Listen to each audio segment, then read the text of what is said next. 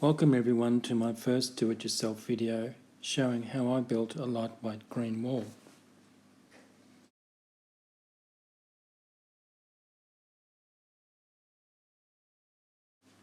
The construction starts with 9mm marine plywood, and that's thick enough to fix the remaining materials. I cut out sections of the marine board so that it's much lighter, and all it really needs to do is act like a skeleton to support the PVC sheeting.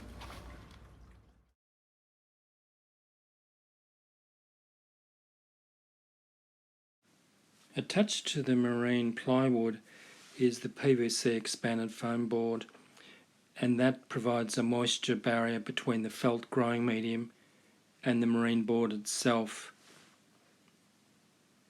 To all my green walls is this vertical garden felt, which is made from recycled milk bottles, so I'm told anyway.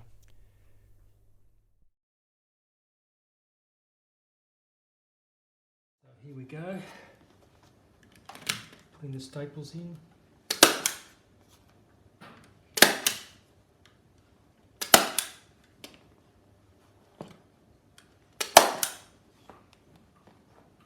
You can see where I've got the PVC sheeting in place. Just cutting the first layer of felt to size, then I'll staple that. Thanks, Alexander.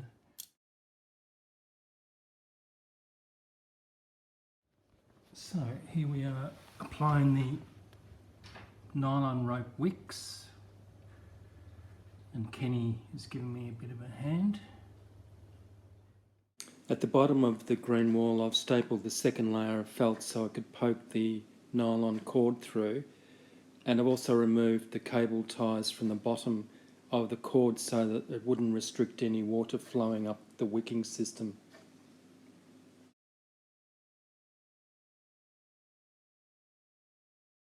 Create the perfect water storage capacity between the two layers of felt, I've got laid over the wicking rope dry coir and dry sphagnum moss.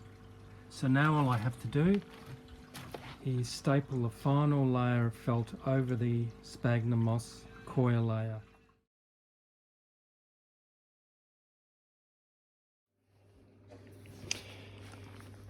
Here you can see the packet of sphagnum moss, which is harvested commercially in the South Island of New Zealand.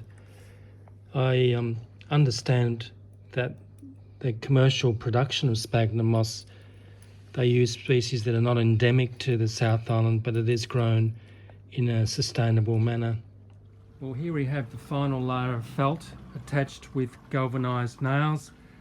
Looks a bit like a upholstered couch. That's the effect you want to get, is to stop the coir and sphagnum moss dropping to the bottom of the wall when it's up and attached, and that weight of the water inside the felt system needs to be retained at each layer. So here we have a back view of the green wall, and you can see where I've poked the nylon rope wicks through the bottom of the felt, through the second layer of felt. This is a shot of the chain attachments to hook it up to the curtain rail on the lounge room wall. The original guttering you see here, I replaced it with household PVC guttering so that I had more water storage capacity in the gutter itself, and that's where the solar pump sits. Here is the solar panel powering the water pump, and the cable, I just fed that through the window directly to the pump.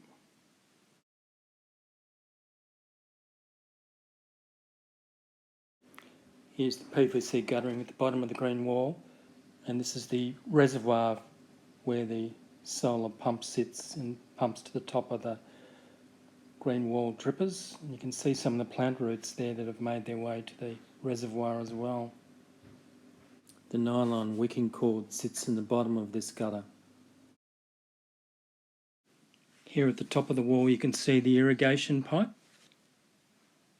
Apologies for not showing you how I planted these plants, but essentially you cut a slit in the outer layer of felt and gently put that into the sphagnum coir layer.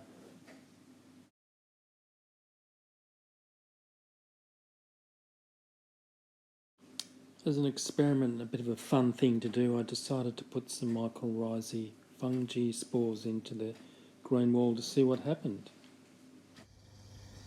I'm getting a bit nervous about the Alocasia wentii. It's supposed to be a dwarf elephant's ear, but it's looking really big. The green wall gets abundant light from the northern windows. Unusually, the ferns are doing really well in direct sunlight.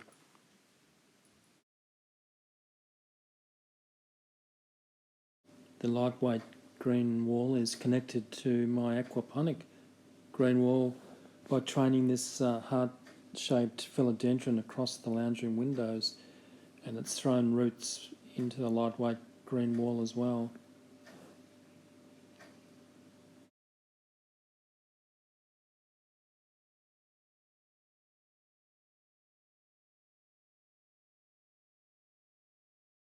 For each litre of irrigation water, I add 1.5 millilitre of part A, and then when that's mixed with the litre of water, I mix 1.5 millilitres of part B. The evaporation from this 1 square metre green wall is about 10 litres a week, and collectively with the other 2 green walls, I reckon about 30 litres is evaporated into a lounge room in a week.